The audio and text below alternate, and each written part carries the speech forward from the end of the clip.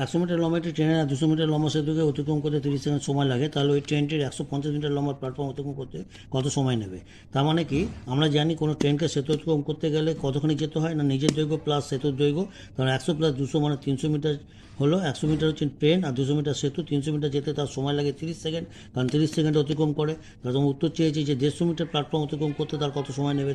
তাহলে প্ল্যাটফর্ম অতিক্রম করবে কতখানি যেতে হবে না, নিজের দৈর্ঘ্য প্লাস প্ল্যাটফর্মের দৈর্ঘ্য মানে 100 প্লাস 150 মানে 250 মিটার যেতে গেলে তার কত সময় লাগবে। এবার দূরত্বের সঙ্গে সময়ের অনুপাতটা সমানুপাত, কারণ দূরত্ব বাড়লে সময় বেশি লাগে, দূরত্ব কমলে সময় কম লাগে।